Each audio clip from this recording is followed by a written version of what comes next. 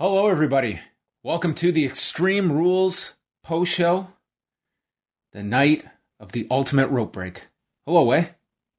The ultimate rope break. Okay, interesting. I suppose that's what you would call this. How you doing, John? I'm doing fantastic. I'm doing good. All right, cool. Did you have a nice Sunday? I did because Never mind. Well, I got to watch the G1 and then I got to talk about it with you as we just did a G1 post show earlier today.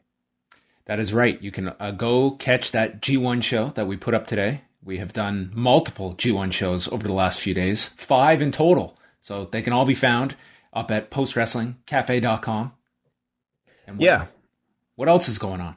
Yeah, we've got we've got G1 post shows after every single edition of the show, and we are going to probably do some news in some of these as well. But also coming up this week is Ask Away, and the latest MCU Later, episode 8. But the big thing I think coming this week is the return of the British Wrestling Experiences draft, or what the Europeans called transfers. The transfer window, the world transfer window. The world transfer window. Yeah, I'll be taking part along with Andrew Thompson, my nemesis, Kate from Montreal, Martin, Benno, of course, and the return of Jamesy. Boy, I'm excited for Jamesy. I won't lie. I'm rooting for Jamesy. All right, well, we'll see what happens, but that's dropping this Thursday. Yes, and of course, Friday begins a whole new month, so for those wanting to stick on board, that will be the night of the first night of the draft, as we will be live Friday night for all cafe members. The schedule will be up on Monday, so you can check all of that out. But a lot of great stuff this week. We will be doing G1 shows on Thursday, Friday, and Sunday over the next week. Yes. As they just go wild with their G1 schedule. But WWE went wild tonight with the Extreme Rules card. Are you ready to dive into tonight's offering? Let's do it. Well, the pre-show, man, it was a packed house at the kickoff panel. Kayla Braxton, Kevin Patrick, Booker, JBL, Peter Rosenberg, Sonya Deville. Oh, man, that's a big desk. You got to see it, they got a lot of use out of that desk tonight. And, this was a 5-person panel. I mean, you can never have enough voices breaking down 6-person panel. I mean, you can never have enough voices breaking down, in kayfabe terms, storylines. Yes. So the first half of the kickoff show, the only thing of note was backstage, AJ Styles and Omos asking who cares about the New Day, when the New Day showed up and said, you guys aren't even on the show tonight, which was kind of ironic because neither was the New Day, but they got into a brawl with Bobby Lashley getting involved, and a 6-man tag was just magically made and added to the show that we would get later tonight. So glad everyone showed up, and AJ and Omos dressed to compete. Everyone was ready. Always show up at a pay-per-view, even if you're not booked. Yeah, I mean, they needed some reason to give us this match, I suppose. The Street Profits were showing earlier in the day Montez Ford being very serious that he has no intentions of leaving without the tag titles tonight, and he just wants to make sure that Angelo Dawkins feels the same way. And they're definitely, I think that your suggestion about the Street Profits, could they be going their separate ways? I think they're definitely playing with that theory for the upcoming week. Yeah, I mean, we know Dawkins had a wedding to go to, supposedly, on Friday, but which was brought up many times. It was like his storyline is, listen, this wrestling thing's great, but I got a social life. Well, I mean, hey, as somebody who just had a wedding, I can respect that, certainly. But the status that Montez Ford had, throughout Friday's episode certainly felt like it was a precursor to something bigger, or could have been. So with the draft looming, it's very possible. The kickoff match was Carmella and Liv Morgan. I thought the crowd was like fairly into this, especially Liv Morgan, who I think most would agree, I think is much more over than the push and focus that she receives. I thought it was a nice match that they were having. There were chants for "Let's Go Morgan." You got a few near falls in here, and it was kind of based around Liv Morgan trying to disfigure Carmella's face, and that was the focus. Yeah, started off with a promo from Carmella, kind of doing her typical, I'm very beautiful thing, which is I'm just hot and you're not. Yeah, which is really just absurd because it's Liv Morgan that she's saying all this to. But I mean, that's the character. She's delusional, right? But yeah, puts the target on her face throughout the match. So Carmella avoided getting sent into the turnbuckle, but got her face smashed into the announcer's desk and then hit with Oblivion off the middle rope. Liv Morgan got the win. Crowd popped for the finish. 7 minutes and 53 seconds. I thought it was like a nice, fine match that the two had. And the crowd seemed into it as well, it was the first match out, but I think they were also into Liv Morgan in this one too. And Carmella played a fine heel. Yeah, I totally agree. I thought they both did well. They kept up a pretty fast pace with a lot of material in this match that was all pretty decently executed. And, it's a storyline that is very old school and almost like very simple, almost too simple for maybe modern taste. But this audience reacted really well to it, and Liv got a great reaction.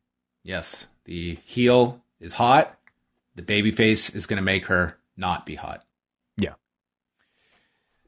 And then Sarah Schreiber interviewed Paul Heyman and asked if Roman is taking Finn Balor more seriously now after SmackDown. Heyman calls it the stupidest question he has ever been asked in his career. The stupidest. I bet you he's been asked some really stupid questions in his time. Probably mostly from this backstage setting, yeah.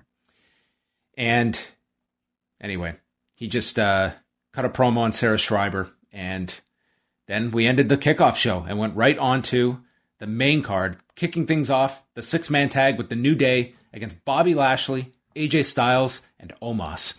Well, I think the kickoff was the crazy audio issues these people on Peacock apparently were having tonight. Not me. Yeah, not us. We of course watched the show in Canada on the WWE Network still. So, but apparently people in watching on Peacock were getting French and Spanish all at the same time. That sounds English. Awesome. I mean, that would be amusing for like 30 seconds, and then it'd be a little aggravating. If you're trilingual, yeah, I'm sure you get multiple perspectives at the same time. But I think it'd be a bit of a headache. Yeah, I saw that complaint, and it sounded like those that are on like the ad supported portion of Peacock that were just obliterated with ads on this show. Really? Wow. Okay. Yeah. Because I haven't experienced that yet, so I don't exactly know where the ads are inserted. Well, you know what? Everyone's coming down on the WWE Network. I'm gonna come to its defense here, at least here in Canada, because you know what? There were several times during this show that I had to leave the room, and when I came back, it's crazy. They have this function where you can rewind. And you can go back as long as you want. You can even go back multiple hours on the live feed. You can go back, you can go forth. There's a rewind. There's a fast forward function as well. This is very novel when it comes to Canadian sports streaming services. And my update, glitch, still there. Not looking forward to Raw Monday night. Yeah, for people who missed our SmackDown review, John, I mean, I guess I haven't experienced it myself yet, but something up with the Sportsnet web app. So you might get a pretty frustrated John Pollock. Listen, of the three that I have access to wrestling-wise, I mean, WWE Network, it's outperforming TSN and Sportsnet in my category. So the New Day, they used the Unicorn Stampede on Lashley. They had Kofi Kingston in this for quite some time and built up to Big E being tagged in. I mean, him and Lashley were kind of the centerpieces of the match. Lot of selling from Kofi Kingston. He slid off Lashley's shoulders to make the tag to Woods, who had a big comeback until he got dropped with a power slam on a tilt-a-whirl attempt. Big E is back. He's hitting multiple belly-to-belly suplexes as AJ flew all over the ring. And Big E had to... Styles went into the corner like with too much momentum, that dreaded word in WWE, and Big E had to like adjust to hit the Uranagi out of the corner to save AJ from just going right over the top. Styles then was hit with a foot stomp off the shoulders of Big E. Lashley is in there for the save. Omos was getting involved here as well, including swatting down Kingston, who got sent to the floor by Big E. And then as Lashley prepared to spear Big E, Styles tags himself in. This upsets Lashley. Styles goes for a springboard. Lashley passively aggressively tags himself in. Lashley misses the spear to Big E, spearing AJ, and then Lashley eats the big ending. Big E pins Bobby Lashley in 18 minutes and 14 seconds. Now, with what was going to happen throughout this, I have no idea why the screw-up couldn't result in AJ have taking the pin here, but it was Lashley getting pinned yet again this week. I mean, I think the reason was because they wanted... They can't win, John, because, I mean, coming off of Monday, a lot of people are complaining, why didn't Bobby Lashley win? Why didn't he pin... why didn't Big E win? You know, why didn't he pin Lashley? Like... And they gave it to you here. I thought it was a great thing that they had Big E pin Lashley. It made Big E look tremendous. And, you know, this was a multi-man match setting where you don't give away that conclusion for like a proper one-on-one match. I thought it nicely set it up and made Big E look great. So you're suggesting what? I'm suggesting why is Bobby Lashley getting this title rematch tomorrow after being pinned by this guy twice? Yeah, that part of it doesn't make a whole lot of sense. You know, like in WWE, they definitely don't care about wins and losses. They care about who makes the challenge on TV and who gets pissed off enough, you know, to just grant the match. But as far as, to me, like, I think it was more important to continue to draw the association between Big E and Bobby Lashley. And Bobby Lashley looked tremendous throughout the entire match. I think his presence as a monster really, like now is, I love him with MVP.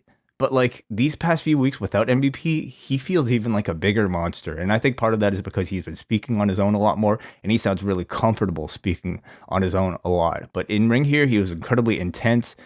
And I think giving Big E the big win over this monster at the end did a whole lot to help him. So I agree with all of that. I just think that you could have done the miscommunication, and tomorrow should be that moment. I don't think anyone's advocating for Lashley to win tomorrow. Let him look. Let the pin of Lashley be of significance tomorrow. Yeah. Well, we don't know what the ending is going to be tomorrow. You know, you might not get Lashley getting pinned. There could be a malfunction with the ring.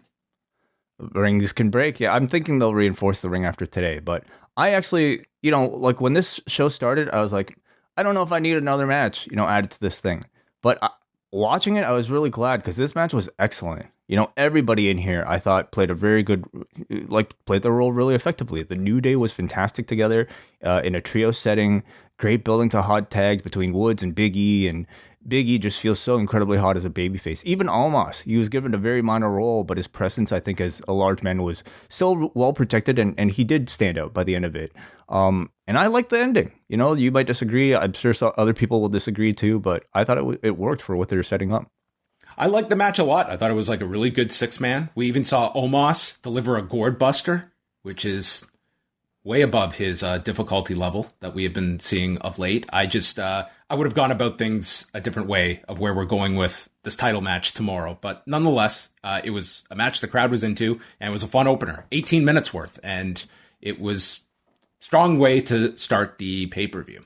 Yeah, I really don't mind if they, like, you know, for these B shows especially, like, this is the New Japan formula. You give us, like, you know, the undercard matches with the competitors on opposing sides, and then you use that to build towards whatever big shows you... I mean, this, to me, was... I had no issue with building to the title match on TV. TV is a bigger focus for the company at the moment. That's fine. Putting Big E and Lashley, throwing it onto this show, did not need it. It was not promoted as such. Save it. Pay-per-view is still important, but they have multiple titles. They have multiple, major events that they could spread around. There's really no sense in just putting Bobby Lashley versus Big E on this for nothing when you can, you know, peak for this with Bálor and Reigns, I suppose, and then peak for TV with another match. The Usos versus the Street Profits for the SmackDown Tag Team Championship. Ford was he had his ribs taped up from Friday's match with Roman Reigns, so sold the ribs throughout this and had the tape torn off. I thought Montez Ford did a great job in this match. I thought this was a significantly better spotlight for him than what he had on Friday with Roman Reigns. I thought he stood out in a much more prominent light in this tag match. After Ford makes his way to the corner, Dawkins is in. He hit the anointment onto Jay, and then Ford landed on the knees of Jay, going for from the heavens. And Then Ford is too injured to climb up to the top as Jay pops off Dawkins' shoulders. Jimmy hit the Uso splash. Dawkins kicked out from that. The Usos then threw Dawkins into the guardrail. Ford did this incredible dive over the corner post, taking out both Usos, hit from the heavens, but Jimmy broke up the cover, saving Jay. Dawkins saves Ford, eats a double super kick, and that was the end of Dawkins as the Usos landed a double super kick and Ford fell to the numbers game with a double Uso splash and Jimmy pinning Ford in 13 minutes and 45 seconds. And to the point we were making earlier, I think the promo from Montez Ford, this was a very different delivery from Ford. He wasn't singing. He wasn't being lighthearted. He was being very serious and focused. And we've got the story that Dawkins wasn't there Friday. And at the ending here, Dawkins, even though he sacrificed himself, wasn't there to help Ford. And I think it gives you some ammunition for Montez Ford as well. Yeah. There's definitely a finality to the ending of this one that made you wonder if this was, going to be at the end of this feud and possibly maybe even the end of the Profits. Who knows? I mean, heading into the draft, they always tease, could this team break up? Could this team break up? And I think they do usually deliver on at least one or two of those, and it could be the Street Profits here. But, Ford continues to really stand out in all of these. The rib injury I thought made for a pretty compelling story throughout this match. And his aerial offense I thought was structured also really well in the body of this match, and he came out of it looking like a bigger star. Like, the big question is, if they do break up, like, what's going to happen with Dawkins? I really do think he is overlooked often in the supporting role in this tag team because he is often tremendous too. But, it's going to take a repackaging of some sort, and I think for him to really gain the attention that Ford has, and I think they've kind of reached their ceiling as a tag team. What do you think in this company? Because the ceiling is maybe not that high, is my point for tag teams here. I think that there is more mileage with the two. If they were I think they've seen them in this role, and I just don't think they have give me that defining storyline that this tag team has had. They've been in all these different programs of matches and such. I don't think they've really explored the characters, and I think that's why maybe you have questions about Angelo Dawkins. On television, we haven't seen a whole lot out of Angelo Dawkins' personality, and that's what a potential breakup is going to force them to explore. We knew from day one, Montez Ford was going to be the one pegged for big things. Dawkins, it'll be a bonus if he can catch on with something, but that's what he is going to have to shoulder coming out of this, and hopefully the idea of a breakup is not just, we see Ford as the star and nothing for Dawkins. Hopefully there is some value in him. And now watch, they don't even break them up. But yeah. I think they have kind of reached that point where it's how much longer are we going to go with this versus, pulling the trigger on someone like Montez Ford that has now been on the main roster for over 2 years. And where are we going with him? I mean, several things can happen. They can not break up, and then Dawkins or somebody could still turn on the other person, even though they're on the same brand, because they're gonna work together if they're gonna do a breakup story, or they can break up and both stay baby faces just on different shows, like what Biggie and the New Day have done over the past year. What was the thing with Gable and Otis, if you remember, John? Sometimes you're just you're in the back, it's crowded, and you just you walk past each other. I could see they face Otis and Gable maybe this week on SmackDown, and that's when you do the breakup, or then they get drafted, and that's their last match. It was the Usos who walked into Gable and Otis on SmackDown. Oh, sorry, I'm mistaking it with the Profits. Well, then maybe Gable and Otis are going to be next for the Usos in a babyface role, because the Usos are moving on from this. They need teams. Guess so. It just felt like a super weird time to just tease it, what it If they follow up on it, then fine. That's they just introduce them, and that's next for them. And I guess that was Gable and Otis's babyface turn as well. On top of it, yeah, who knows? Charlotte Flair without Charlie versus Alexa Bliss with Lilly for the Raw Women's Championship. A warning to any young listeners: we are going to be covering a live death on a pay-per-view. Lilly was placed in the corner to watch this. Bliss got a pretty good reaction being here in her hometown of Columbus. And the match was going fine. Flair attempted a moonsault off the top, landed on her feet, did the Andrade follow up with the standing moonsault landing. And then at one point she hit natural selection, and Alexa did not register it. And it did not feel like this was part of the supernatural aspect of Alexa. It was just the match continued with no acknowledgement of this natural selection. It was a little odd.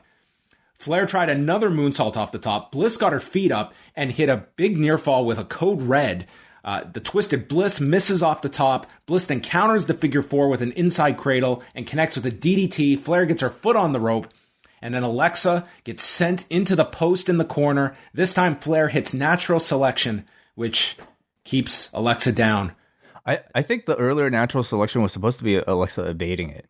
And it happened really quick. Yeah. Well, this match went 11 minutes, 26 seconds. Charlotte Flair retains the championship. First off, your thoughts on the match before we get to the fireworks after. I thought the match was going really well. I didn't take the earlier natural selection to be a botch. I thought it was just her way of evading to go to her comeback, but it ended up being a classic Alexa Bliss babyface match. Throughout the body of the match, there really was no hocus pocus at all, which is, I think, a departure from a lot of the matches that we've seen her and Bray Wyatt do over the course of the past year. And as a result, I thought it was some really good action and that this crowd really got behind. But the end was that's where you had to deal with, right? I don't even have as much of an issue with the doll being a focal point as I think my issue is more so the lack of creativity and cleverness in the way that they got there. It was simply Charlotte tossing the doll from the corner into her, leading to the big boot, and then natural selection, which is a weak finish of hers, her secondary finish for the finish. So I thought that was pretty weak, but I mean, focus had to be put on the doll. I just wish they got there in a more clever way. Would this qualify in the top 10 for the WWE.com list of hometown stars coming up short? This wasn't too bad. Probably not. I mean, losing clean in your hometown, you could have gotten a lot. You could have been treated much worse. Oh, there are far more notable hometown embarrassments than this. Yeah. Flair takes Lilly and rips the doll apart. Bliss jumps Charlotte, and then Charlotte fights off Alexa, just leaves her laying over the announcer's desk. I mean, Charlotte, just dominant, walks out, and then Bliss is standing on the desk looking frightening and screams. And she went into the ring and took the scattered parts of Lilly, and she began crying. This crowd starts chanting, "Thank you, Lilly." And I thought this was the best chant of the night. "Thank you, Lilly." And Alexa Bliss started foaming at the mouth, which I guess everybody saw the tricks of the trade here too. She was not actually foaming at the mouth. There actually was a tablet that assisted in this foaming way, and this was uncovered on Twitter. Yeah, but it was just poorly done. You shouldn't go to a close up of somebody who's, well, I mean, she's supposed to be foaming at the mouth, but I guess it wasn't foaming well enough. Or the problem was she was screaming as the tablet was still in there. So her mouth was wide open as you could see the Tums on her tongue. Who was the road agent for this? Booking a screaming spot when we've got something hidden in our mouth. Come on. Well, listen, it's not just pro wrestling at this point, especially when you're talking about a character like this. It's theater, and it's live theater for TV. So you have to be very conscious of these close-ups, and this just kind of killed the illusion, unfortunately. I mean, if the doll stuff didn't kill the illusion enough, a lot of things were killed during these couple of minutes. And I guess tomorrow we will get, obviously there's going to be an angle. Well, this was our angle, but the follow-up, do you still see Charlotte being attached to this? She was the one responsible for this Lilly stuff. I don't get the sense that they're necessarily moving away from this, although it does feel like they're trying to kind of set Alexa back into a heel spotlight from this after being the babyface for this program. It's hard for me to read. Could this be her? It could be anything. Just getting rid of the character and just going back to Alexa Bliss. I don't know, but I mean, the draft represents a fresh start to a lot of people. She could very well move shows and, join what's going on SmackDown. I don't see them dropping this character. I saw this as like just reinforcing the character and going even darker with this. We'll see. Paul Heyman's on the phone. Caleb Braxton is eavesdropping, and Heyman would not reveal if he was talking to Brock Lesnar. And who cares if he was? He's got to cover all these bases before the draft, and then the Usos walk by. Heyman left with them. United States Championship, Damian Priest, Jeff Hardy, and Sheamus. And the announcers noted that Jeff Hardy looks at Damian Priest as a younger version of himself. This being a 44-year-old Jeff Hardy and 39-year-old Damian Priest, whose birthday was on Sunday. They are 5 years apart, and we're talking like these are two generations coming together in this match. I do not think they want to put a spotlight on Damian Priest's age, because they are marketing him as like young 20s when he is almost 40. Yeah. Technically still right. 5 years, I guess. They briefly referenced last year's feud when Sheamus tortured Jeff Hardy over his past. That's quite a summary. It happened, yep. Hardy hit a whisper in the wind to both men. Sheamus's mask came off, and you could see his nose was all taped up. So was his nose legitimately like rebroken on Monday? I don't know if it was rebroken, but it was bloody last week. I loved as well in this that Jeff Hardy, most of his offense with Sheamus was punching him in this mask. Oh, yeah. After Ricochet fell to his doom from this mask and diving into it. But punches, right. I guess Jeff Hardy has great power in his hands. He can absorb a lot. Masks work in special ways. I guess so, depending on how you've laid out a match. The crowd was really into this. They had... It was like your WWE style of three-way. One's out, the other two go at it, and then you do your different save spots. There was a bunch of stumbling around in the middle of this when Jeff Hardy tried to counter the Reckoning for a twist of fate, and they just fell down. And the announcers were really on top of it. It's like, he's going for a Dragon Sleeper, from Jeff Hardy's repertoire, the Dragon Sleeper. They tried to cover for it. Hardy got up, hit the move. Sheamus, who was the star of this match, knocks Hardy off the top, and then he climbs to the top and he does Jeff Hardy's mannerisms. This was the best. This and the Lilly chant were two of my favorite parts of this show. It was great. Yeah, he was doing tremendous. Like the what's Jeff Hardy's thing? Like he does like his head bobbing stuff.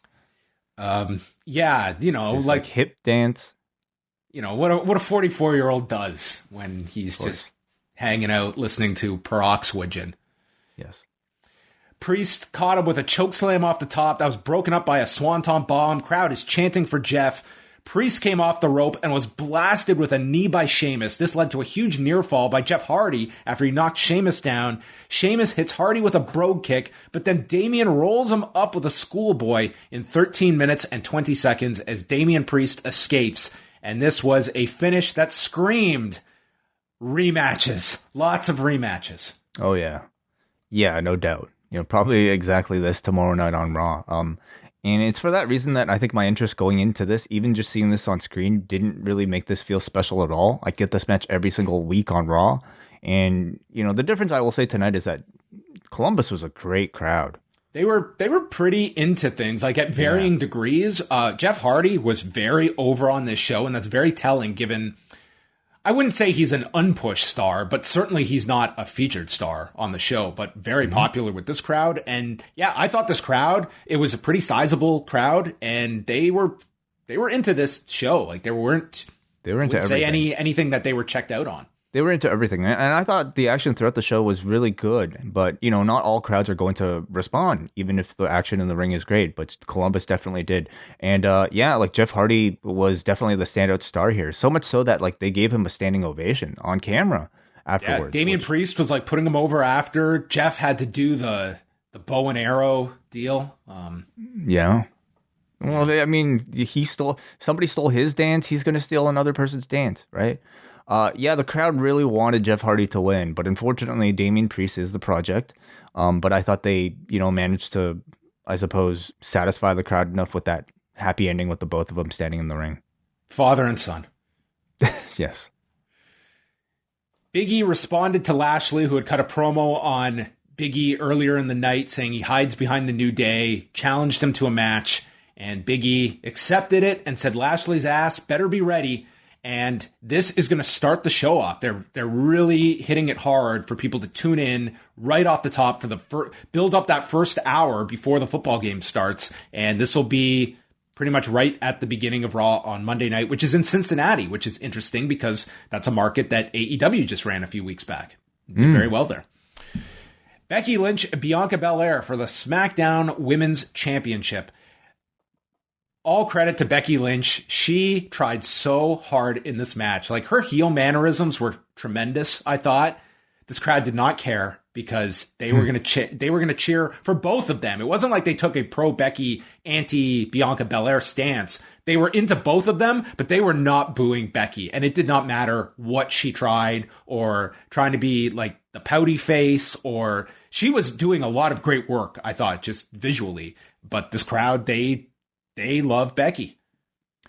Yeah. I mean, they see her as a superstar, and I think like her act is so over the top as a heel that like it just comes across as performance rather than somebody you could legitimately hate, which they couldn't anyway, because her actions have not been heelish enough in the short time she's been here for the audience to truly turn on her.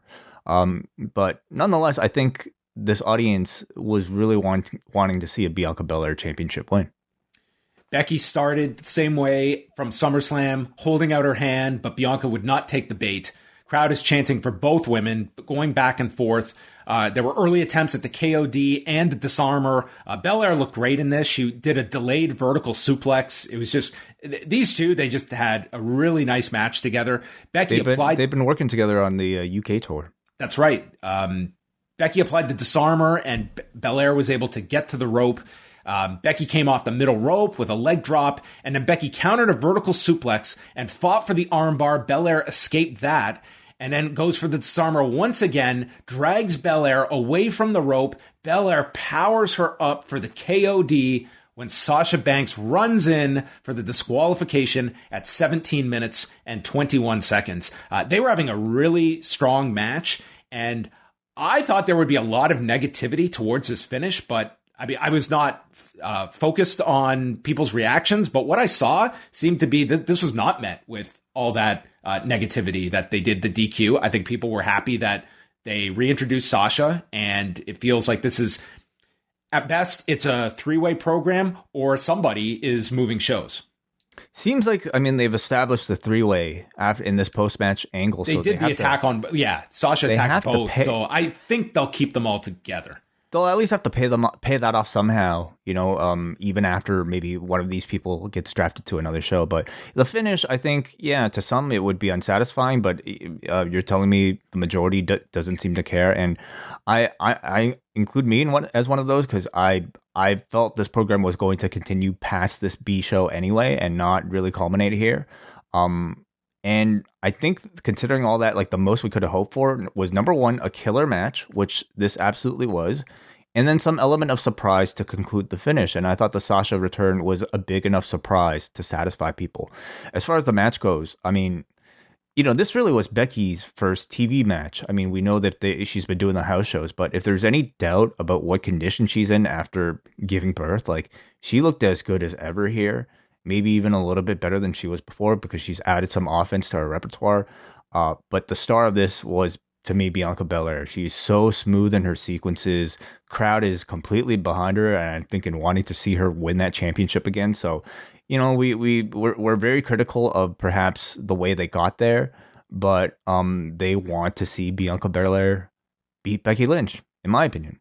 This is one where I think it's the larger picture that puts WWE into a corner on some of these. I think there is this fear of beating people that leads to finishes like this. And part of that, I think, is that had they done a clean finish and Becky retained, I think you would have had people upset, because we always talk about the follow-up and that it usually does not does not meet people's satisfaction, that they will beat people and they never get that big moment at the end of things. Whereas we can compare and go up and down that all out card. You can beat baby faces clean. You can beat heels clean. And in some cases, they come out stronger. And that's something that you're not going to just change overnight, where they could go out and have this fantastic match. I think if you did a clean finish, I think there's still internally, there's probably that paranoia of not wanting to beat either side. Like, that's what this was. Well, I will say one of the differences I think in the two booking styles is, I mean, AEW, if they beat somebody, let's say if they beat a Jungle Boy or Darby Allin, they're done with that program for the most part. They're not immediately going back to that rematch. WWE will do the match right after on the next month, maybe even on the next TV show. So for that reason, I think they're probably a lot less willing to, for instance, in this case, have Bianca Belair take a pinfall, even if it does come from distraction. They number one want to keep her strong, and they probably just want to go, run this back or do it with Sasha Banks involved. So you have to still maintain her as a competitor.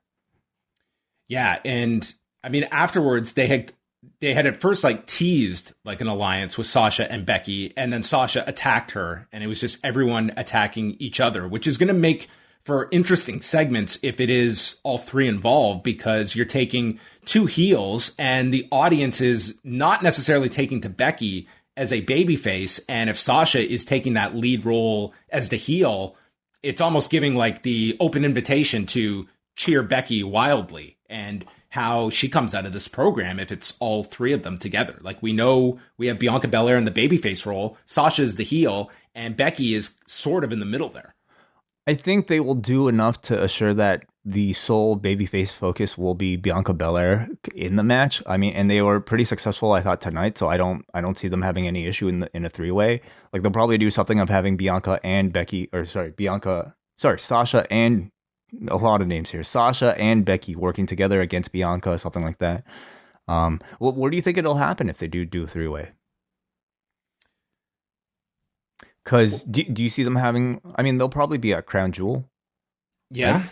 Yeah, you could do that. I mean, it's tough because you've got the Crown Jewel show, and I think honestly, you're going to put a lot of these matches on television. Survivor Series is a long time away, and if they go with the usual format, that doesn't lend itself to brand specific storylines, because you're doing the inter brand stuff for those shows. Yeah. Maybe we should even get out of the habit of saying when are they going to do this big show, and always talking about the pay-per-views, because Monday and Friday are big shows, especially those are the big shows at the moment, and they are going to put big matches on TV, I think, most weeks. So that's how that one ended, and it takes us to the main event, Extreme Rules match between Roman Reigns and the Demon Finn Balor for the Universal Championship. I love the entrance of Balor, but more so for the shots of Roman Reigns looking so uninterested when they would cut to him as Balor is doing this elaborate entrance, and he just looked so bored watching this guy.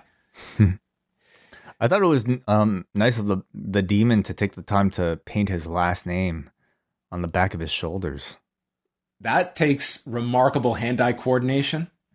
He probably conjured it up, Wore a kilt. Yeah, I sure, it's probably a really minor thing, but I'm not really into the idea of these kind of netherworldly creatures having their names on their bodies. I really don't think Jason. How would you know this is Finn Balor then? Yeah, you wouldn't. You're right, but I just don't see Jason having Jason written on his mask, or I don't know, Pinhead having Pinhead written on his back. Well, I have seen enough fighters that get their last name tattooed on their backs that it's more common than you would think. Sure, I guess so. So the Demon is narcissistic. Do you have Ting written on your back, just in case? Oh, you never see my back on camera for a reason. So everyone's known. Reigns goes for the first weapon. He takes out a kendo stick. But ladies and gentlemen, Finn Balor has the 4 kendo sticks wrapped together. And the reaction this bundle of kendo sticks received, you would have thought he brought out a grenade. Yeah, the Kendo stick bundle. I mean, what's better than one Kendo stick? 4. 4. What was better than 4? I mean, Roman should have brought out his bundle of 8 kendo sticks. Roman Reigns was the best during this match. He yells at the fans, "You're a bunch of dumbasses. No tables. No tables." And they were so upset. And then when Reigns gets attacked, Balor brings out the table. The pop was that much louder because Reigns had denied them of this gift, and Balor was providing it for them. I thought that was great. Then the two fight into the crowd, and in preparation for going out into the crowd, Roman Reigns masks up. Yeah, he asked Paul Heyman to hand him a mask. Pat McAfee explained he does not want to breathe the air of these people in Columbus. I thought this was like the most unique thing of the entire match. It was very fascinating. It was the first time we have seen something like this happen, at least on a WWE show. And I think indicates to you how serious Roman takes this pandemic. And they will not shine a light on this. I thought this was like a babyface moment. It really was, Roman. but just from the perception, it was like, I don't know if you're necessarily going to bestow such faith in WWE when it comes to certain elements, but I certainly do with this guy. And I thought that, this very easily could have been, oh God, we can't be doing this kind of thing. Just cut out the brawl spot into the crowd. But they went ahead with it and did this. And listen, this is a very superficial company when it comes to how everybody looks and appears, and they had to call attention to it. They could not ignore it. I just found it really interesting that this was obviously Reigns being adamant about doing this, and good for him to do so. Oh, I mean, I'm sure like if there are many performers who they probably would have allowed, but I mean, Roman especially, if I would imagine this was his request, and if he demands it, you can't say no. And does anybody like look at the match any differently? No, not we all recognize that this is a performance. Now, it would be interesting if the Demon also wore a mask as he went to the crowd. Like, how would they explain that, I wonder? The Demon is less concerned about your vaccination status in Columbus. Yeah. They have a great immunization in wherever the Demon's from. So they brawl through the kickoff panel area, and then they make their way back to the ring, and Balor gets put through a table. He stops a spear with a kick, sling blade, but then Reigns comes back with a spear. Balor kicks out, but he has now turned the tables because when he kicks out, he forearms Reigns in the balls. And they showed the replay of Reigns selling this. It was tremendous. I mean, it looked like this guy was about to vomit from this shot. Balor hit a beautiful tope con hero and the coup de grace when the Usos yank Balor to the floor, double super kick, but Balor fights off both of them, including Jay going through the announcer's desk. Balor turns around and Reigns spears him through the timekeeper's area. The lights start to flicker, and everybody is having haunting flashbacks to Seth Rollins and The Fiend. The lights turn red. Wait, you semi-called this. Well, I mean, I saw the red light on Friday, and I just wondered, okay, are they going to have this throughout the entire match? They did not have it throughout the entire match, but they saved it for a very special moment here. Probably not there by accident. The lights turn red. Balor's music starts playing as Finn Balor comes to life. So even, yeah, as he's coming to life, so they really just play his entrance over, like, verbatim, including the song and including the heartbeats that start the entrance. And Balor as the Demon, in sync with the heartbeats, is having convulsions on the floor. He was being given CPR by his entrance. It was remarkable and I think ridiculous. Remarkable and ridiculous. He just pops up. He's got flower power, and Balor sends Reigns into the ring. He climbs to the top rope, and the rope snaps, and the Demon has a potential knee injury. The lights come on. It was like last call at the club, and everyone's got to go home. And Reigns spears him for the victory. in 19 minutes and 41 seconds. Pat McAfee, who is just like complete, whatever goes through his mind comes out of his mouth. What the hell just happened? What Bush League? And then he cuts himself off before he finishes that sentence, before he calls it a Bush League operation. And Reigns retains. They saved this for the end because I don't think there was any following this. Again, it was, to me, having these back-to-back was just, we have such an aversion to beating anyone that we have to come up with, you can stomach the, like a run-in spot. This one was, I think they probably spent a lot of time thinking about this, but it was... They should have, because to me, the biggest question coming into this match was, how are they going to protect the Fiend coming out of it? Because we know Roman is going to have to win. But also the Fiend is like a well-protected gimmick at this point. And this is the Fiend's first match in 2 years or something like that? They shelved this gimmick for a long time to bring it up for this, right? So you can't just have, I think, a straight loss.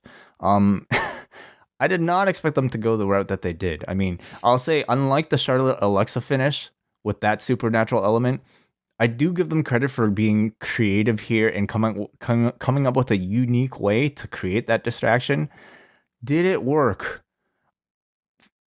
I think the crowd actually really got into the red light when it started. And more importantly, Balor, when he finally came to and got aggressive with the chair, put Roman through the table, they were with him for that.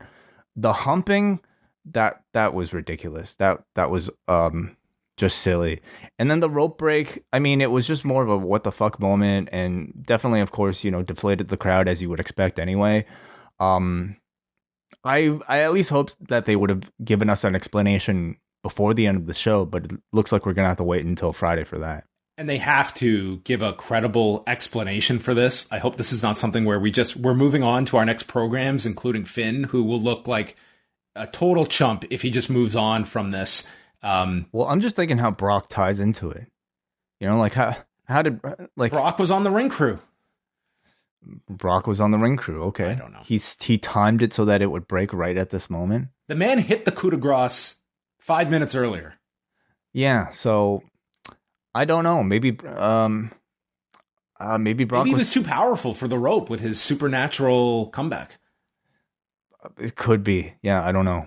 But they're going to have to come up with a hell of an explanation for something like this. And, the match I thought was for a WWE. A very good match. I mean, whatever. The finish, I think there was a time and a place where you would have been much more critical and upset about a finish like this. I think 2020 was a watershed year for WWE when it comes to, dude, this is Extreme Rules. Last year was the horror show where a man's eyeball rolled across and we had to hear Samoa Joe proclaim, "The eye is out." At that point, I mean, you almost sound silly getting too worked up over this. It's a totally different level of what you're going to take. And I think at most you're mildly amused at the lengths that they will go to avoid pinning somebody. And you're just kind of absorbing, was it a good match? And the finish, if it's great, good. And if it's not, the finishes are what they are.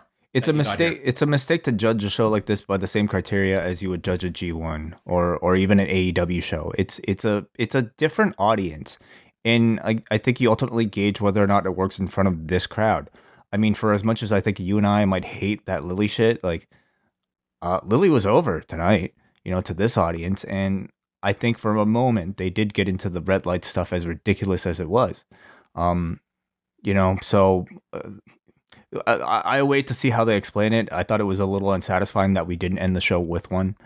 But overall, I had very low expectations going to the show, John, especially after watching the TV and knowing that, all that was to come later. But like all WWE pay-per-views, in ring, these always tend to deliver. Finishes aside, I thought there were some really great performances from everybody in this card. And this was an excellent crowd as well. So, if you are somebody who is into watching these shows, hoping for satisfying storyline conclusion, you could probably skip this show. It is a B show, everybody. But if you want to watch just the solid wrestling belt up between the stories and all that, I thought this was a great time. I thought it was a show that the 3 hours did not drag to me. I will be critical about some of the finishes. I think it is completely fair to compare it to other wrestling products if you so choose. I don't know how these kinds of things, you get a finish like this. Is that inspiring people for future shows like this? Like, do you think that this did favors for the demon character? And to that, I would just question if this was the extent that we had to go to protect this demon character, did we need the demon character on this? Could we have built, instead of the TV finish, to doing Finn Balor on this show as the So what contract would you have had done been for all the set TV? up last month? So what would you have done for the TV finish if you wanted to do that match then? I would have said that this is headlining my next pay-per-view, and I will find something else for these 20 minutes of SmackDown while I build up Finn Balor for the next pay-per-view. I mean, they clearly think the Demon is a more marketable pay-per-view headliner. And unfortunately, it also But comes now at you the same beat time. him, so what have you accomplished by that? You got people potentially interested in the main event on a pay-per-view. That's what you accomplished. I'm looking beyond this, though. Well, who knows when they'll use the Demon again? I'm sure, by the time that happens, maybe. I mean, I don't think they'll do Demon and Reigns again. So I don't think you're in as any danger next time around. Like, Demon will hopefully win his next program, but Does he stay on SmackDown? Yeah, I don't know. I'm not sure. He just came back, it feels like. So I think he could probably stay. I don't know. Not really sure, but it's like. I don't think they see Finn Balor as a champion. I think they see him as sort of like a type that can be an opponent for Roman Reigns for one particular month. Vince seems to love the Demon enough to at least want to put him on a B show headlining role. But and beyond protect that, him too. Like, this is their idea of protecting him too with this finish. They could have just choked him out. But beyond that, I mean, Balor, I think they see as sort of like, slightly above like a Kevin Owens type of role. So this is maybe the most you'll get out of him, main event wise. All right. Well, let's open up the phone lines. We will get a reaction to Extreme Rules and whatever else you would like to discuss. There's a lot going on, a lot of big shows over the past week, and we'll be taking feedback. Anything that you guys want to talk about, whether it be AEW, Dark Side of the Ring from this past week, ratings, even the UFC. I don't know if, John, you had a chance to watch any of it yet, but the G1's going on. WWE, if you want to talk about that, whatever is on your mind. Open phone lines for the rest of the show. Let's start off here with Hansi. Hansi, what's going on? Yo, what's going on, man? This ending of the pay-per-view would have been something as like a 10-year-old kid. Like, I would have gotten nothing. Like, you know what I mean? It kind of reminded me of when Yokozuna shoved the Undertaker in the casket, and but I mean, they actually gave you kind of a payoff for that, right? But I don't know. The pay-per-view I enjoy. I enjoy these shows as one-off. It's just if you kind of don't watch the regular show, like the shows regularly, and you just happen to watch it once a month. I mean, these shows come off great one-off. I liked most of the matches. I thought every match. I thought that the first three matches delivered perfectly for me. And I don't know. I wasn't crazy about the Sasha ending, but I mean, it was still a good match. But I just want to say, before I get to AEW week, I just want to say your guys' topic about the Montez Ford. I get because the WWE doesn't, they make tag teams feel inferior. Like, if you're not a part of the main event, then everything else, divisions are inferior. So I could see why people would want Montez to go singles. But I know WWE probably won't do this, but I would prefer if they did it like a Briscoe style, how Jay Briscoe got elevated, but he was still with the tag team, so kind of elevate the tag team while Jay Briscoe is still the main eventer, even, you know what I mean? I just feel like breaking up this tag team right now, it's because they need legendary tag team, but the problem is that it's not AEW where they're prioritizing tag teams. So I can understand why people want, Montez to go singles. I want him to go singles too, but I just don't want him to get pushed too soon and then it kind of ends up as a flop. But he did amazing work, I'm not gonna lie. And as far as AEW goes, I thought it was the Bryan Danielson and Omega match, probably one of my favorite matches of the year. I mean, I'm not gonna say the best TV match. You know what I mean? It can't compete with Shawn Michaels and John Cena in 2007, The Hour. But I really dug this week. I like that Rampage dug was good with the angles, while the Dynamite felt like a pay-per-view. And I really thought like overall it was a pretty good show. And the thing that I didn't like though is that I read the spoilers of the top American top team stuff, right? And in the spoilers, they said that they roughed Tony Khan up a little bit at the entrance. And I thought if you showed that part of the beatdown as well, like even just like for a minute, like or a second or so, I thought that would have skyrocketed that angle up. I don't know why they didn't show it, but overall, I did like that there was a payoff to the American top team. But overall, I liked everything about Dynamite. You know what I mean? Omega and Danielson, that's going to probably be on everyone's year-end list. And I'll just leave you guys with that. Sorry for rambling on. Thanks, Hansi. Yeah, so first off, he was talking about like Montez Ford, and I think like Hansi just kind of talked about all the points that for the reasons why they'll probably do it. You know, this is not a company that they are not building up career tag teams or legendary tag teams. I mean, tag teams are a vehicle to create singles acts at the end. Yeah, and as far as like, you know, maybe concurrent Montez Ford going on a singles run, maybe challenging for titles while still being a part of a tag team, they can do that. They just did it with the New Day. But I mean, ultimately, if you're not going to re-tag them from time to time, then, you know, I mean, they can do anything. Like, let's say maybe the Ford goes for the world championship while Dawkins goes for like the US or something like that. It's possible, but it just doesn't seem like to be their style. But you know, anything can happen, I suppose. It could also be like the two of them programmed together. I mean, it could also be of great value to them. That's the thing, is like they typically like to break them up because they think it's of equal benefit, or at least to start off to both guys. You know, like rather than having one person be viewed lower than the other person, both of them are going to be at least starting off at the same level, or that's the idea, at least. Let's go up next to Brian. Brian, you're on. What's going on? Hey guys, another great show. First off, shout out to all the other One Milk, One Sugar patrons here. And an additional shout out to you guys for the fun G1 coverage and the very thorough coverage of Dark Side of the Ring. I've been enjoying that a lot. Thank you. And speaking of Dark Side, I don't think Ric Flair was part of FMW, so I think he'll be safe this week. I don't know if I could be mistaken. And also, speaking of the G1, Zack Sabre Jr. has been probably my favorite guy going back a few years. Even as Danielson is getting back into the swing of things. Great match by him on Wednesday anyway. But Sabre I'm not sure how long this run of his in the G1 is going to last. It's probably wishful thinking that he'll win his block, but he's already won the title shot.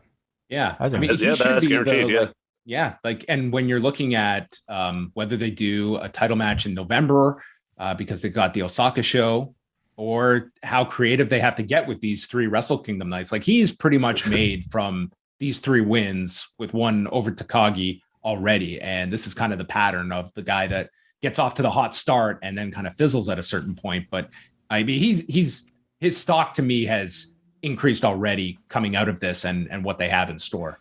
Yeah, especially with the Jay White and Will Ospreay out of Japan right now, or in the U.S., and I hope he gets remembered for best on promos by the end of the year. Hey, just on that note, I mean, the Danielson build, I mean, seems to be pretty direct from both of them, or at least, in the interviews that we've heard this week. And so it just like makes me wonder, like, are we close to getting that match for the both of them to actually be calling attention to it, including Kevin Kelly on commentary today? And if so, like, where would that take place at the moment? Not in Japan anytime soon. Yeah. Would Zach come to the U.S.?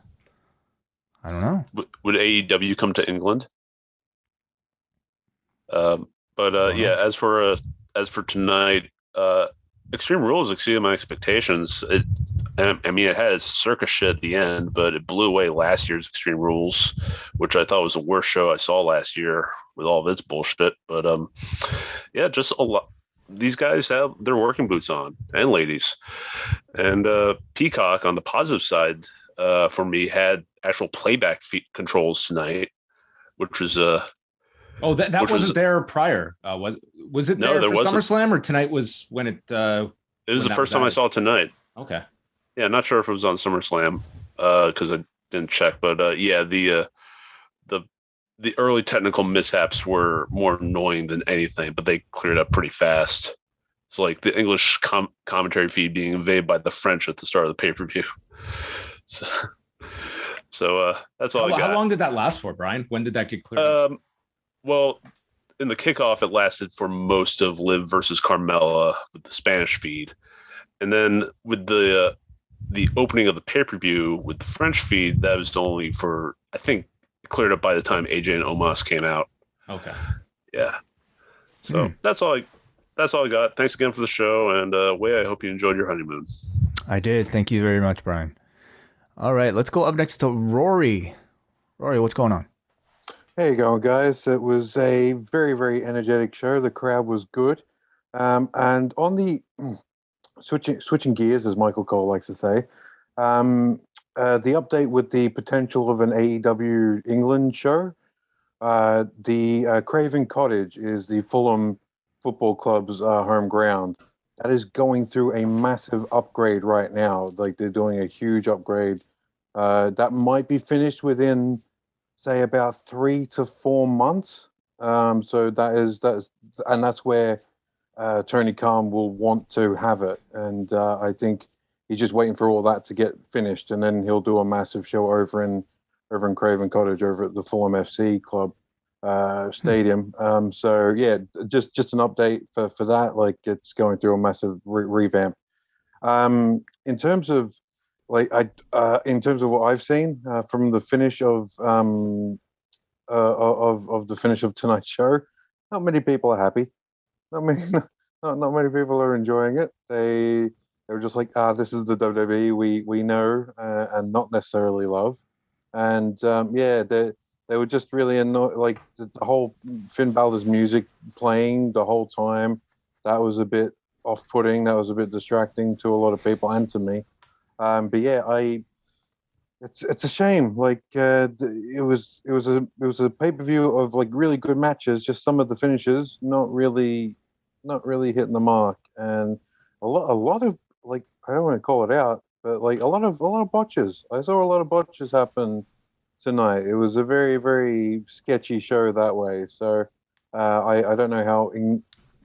I didn't think it was anything more than usual. In fact, like, I thought many of the matches held up. Like, I don't know. Yeah, like, just a couple of weird spots, like Jeff Hardy going onto his head with the backbreaker spot from Sheamus. You get that on every show. Yeah, I just like AJ Styles with the on the ropes there. That was a bit weird, a bit clunky, but yeah. But for the rest of my day, at 2:07 p.m. here, I'm going to be catching up on a whole bunch of G1, and then tonight I'll be hearing all your G1 coverage. So going to be really, really excited. And I've heard a couple of spoilers here today, but yeah, I'm looking forward to it. It's going to be. I've heard so many great things, and yeah, really hope that Bryan Danielson and Zack Sabre Jr. I hope that happens by the end of the year, hopefully, maybe. I don't know. It's wishful thinking. Yep, it's a match that's gaining a whole lot of momentum, especially over the past week. So thank you very much, Rory, for the call. Yeah, so Rory mentioned catching up on the G1. If you're looking for recommendations of what John and I are into, or what our excellent reviewers Bruce Lord and also Mark Buckledy are into, you can go to postwrestling.com/G1. Under all of our show posts, we put match recommendations for spoiler-free, and also in Mark and Bruce's reports, they do spoiler-free match recommendations off the top as well. So if you're not looking to catch up on all the Ujiro matches this G1, you can stay clear. Okay, up next we go to Brandon from New Jersey. Brandon, what's up? Hello. Hey, what's up, man? How are you? Hey, Brandon. How you doing? In a while. Hey, John. How are you, man? I haven't talked to you in a minute. Oh, you didn't know he was here? I'm glad you're back from your trip. You didn't get a new gimmick. I'm glad you're maintaining the same gimmick as you left. I'm not Master Ting. the great something. The great O Ting. Yeah. I'm glad you didn't dye your hair blue either, man. Me too. Hey, shout out to the show. Both men and women, they both worked hard tonight. Respect to both parties. And the pay-per-view or our show? Both. But because we worked hard too. I respect Roman and his COVID protocols in Ohio because it is a massive red state, and God knows that I'm sure the liberals, the red snowflakes didn't appreciate that, but Roman said, "Hey, I'm the big dog. This company needs me, and I got to wear a mask when I fight in the crowd, right?" I mean, hey, more people could take from Roman Reigns' initiative. Exactly, man. The UFC last night, tremendous show. It was a great card. Nick Diaz, the combo of punches that he threw, impressive. I would have been tired after 15 clips that he threw in that first round, but he just kept throwing and throwing. But I mean, for a guy that was gone for 7 years, like CM Punk, he acquitted himself well. I don't know if I mean, I guess you could put him in another one of those type of matches with somebody, but I thought he acquitted himself well.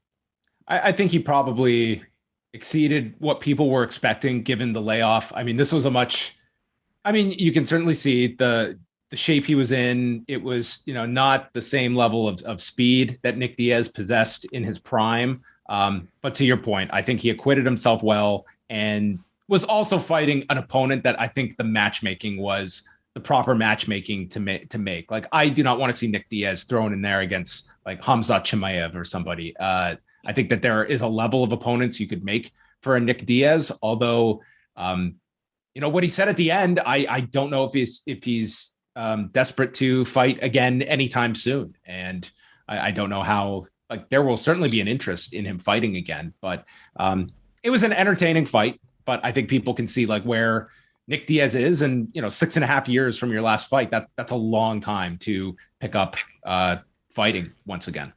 I mean, I can't believe he wanted to fight Kamaru Usman before this fight. That'd be absolute insanity. He will never have to worry about that fight being presented to him. I should not say that, to be quite honest, but I feel pretty confident we will not see Kamaru Usman versus Nick Diaz, although Kamaru Usman should be begging for that fight. Oh, any big payday, I'll take. He would be crazy if he didn't say no to that paycheck.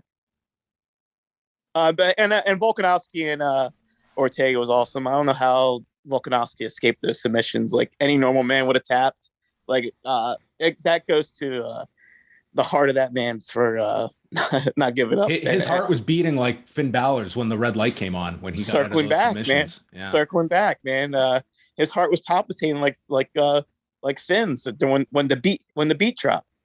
Yeah, if people want to go back, round 3 of Volkanovski and Ortega, and round 1 of Marlon Moraes and Merab Dvalishvili were tremendous. Of the best rounds of 2021. It was incredible, those 2 rounds, and the main event was a fantastic title fight.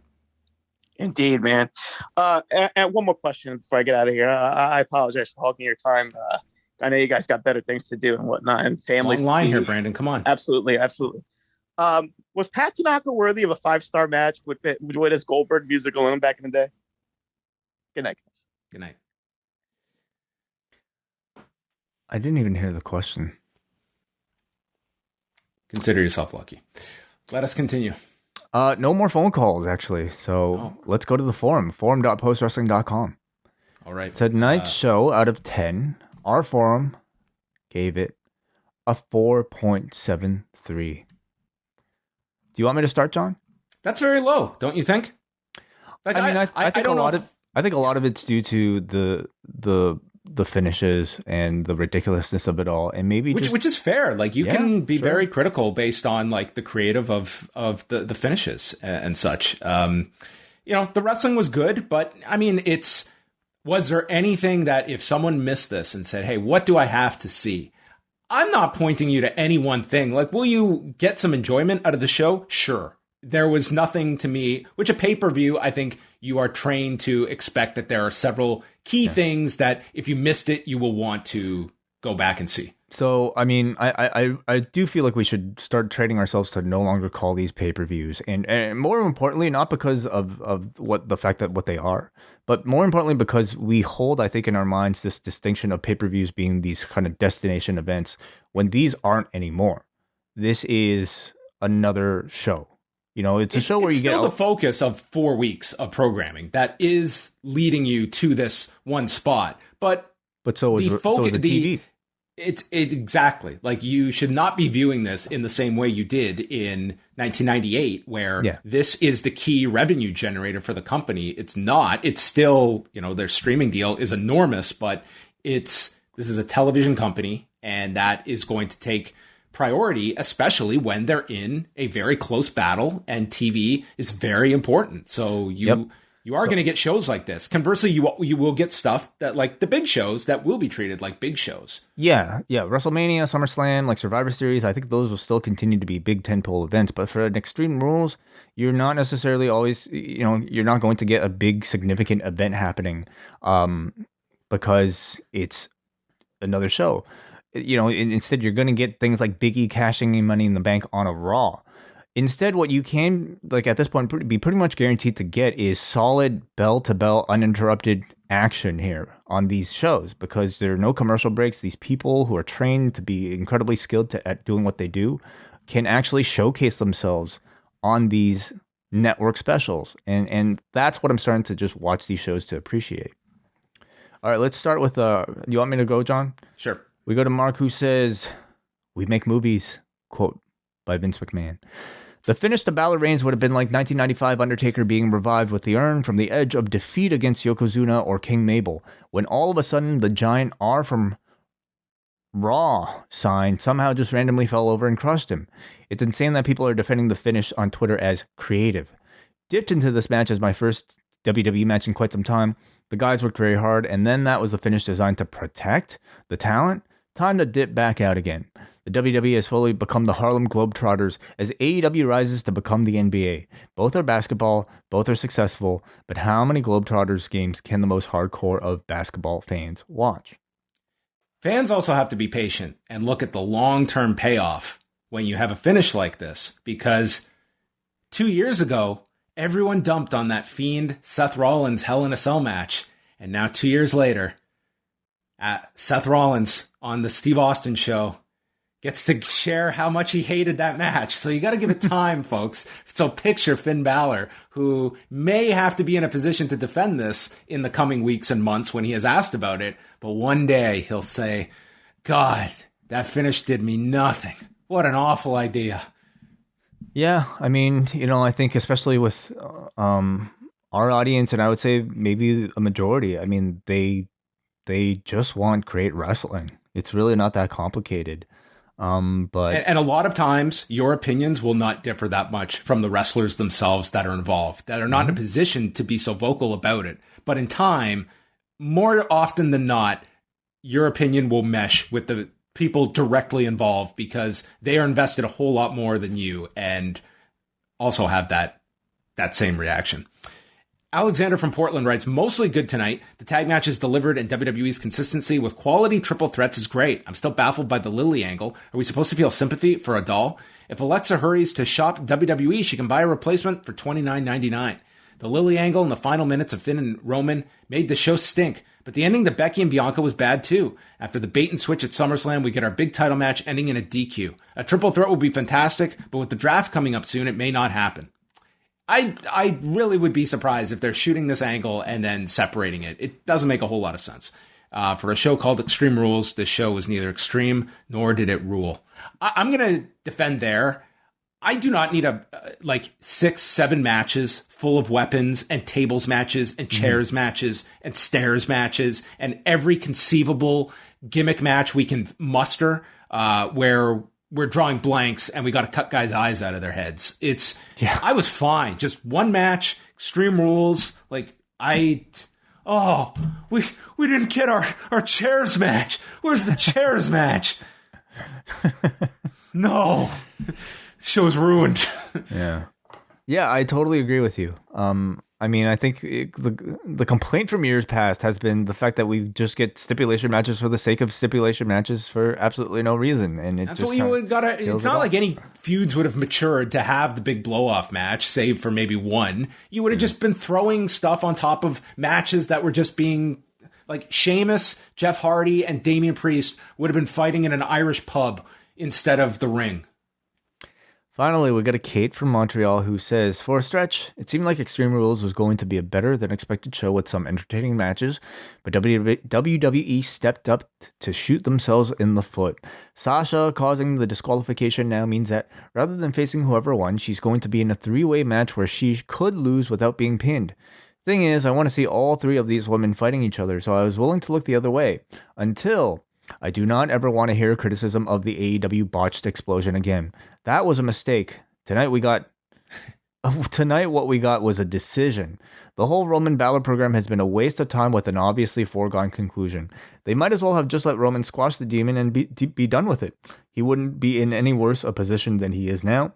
Just put him in a box-like structure and send him back to NXT.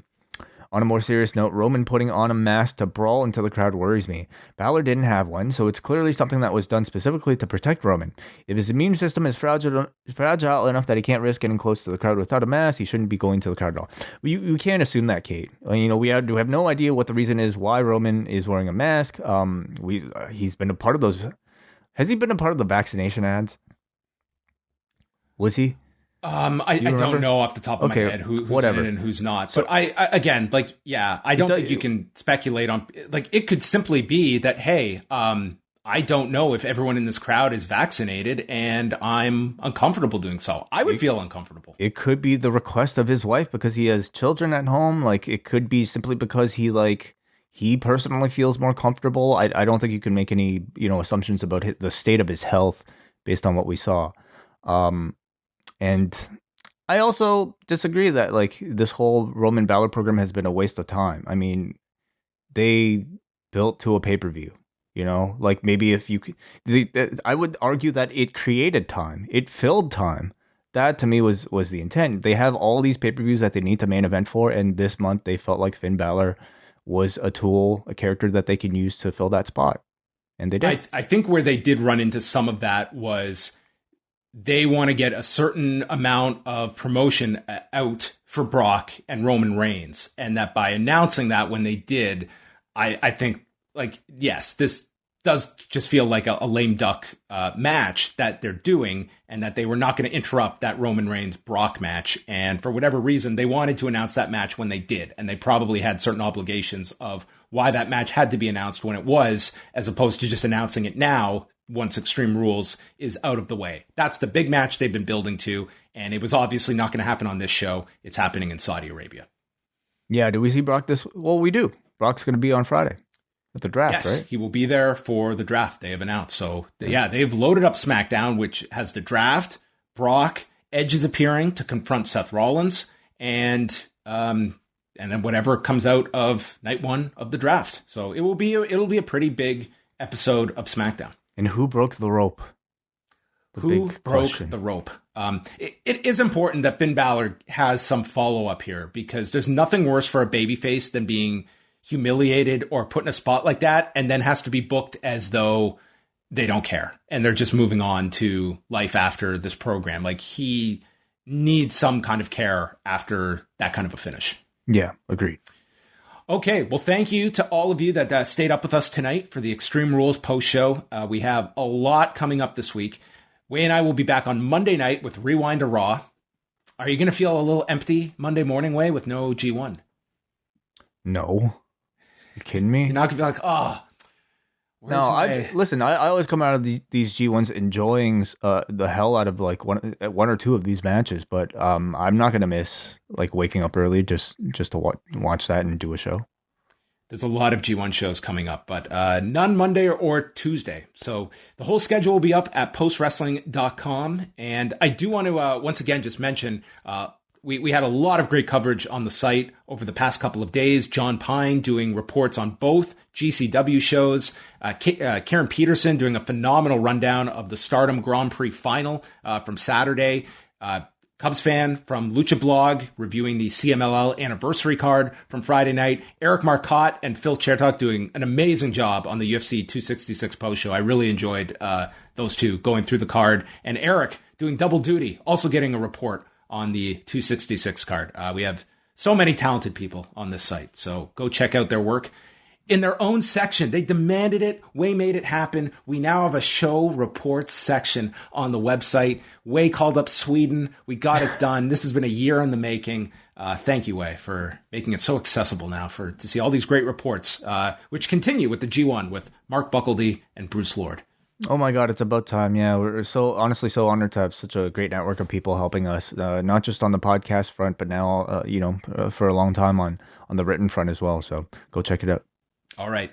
That is it for us. Thank you to everybody for listening, and we will talk to you Monday night after Raw.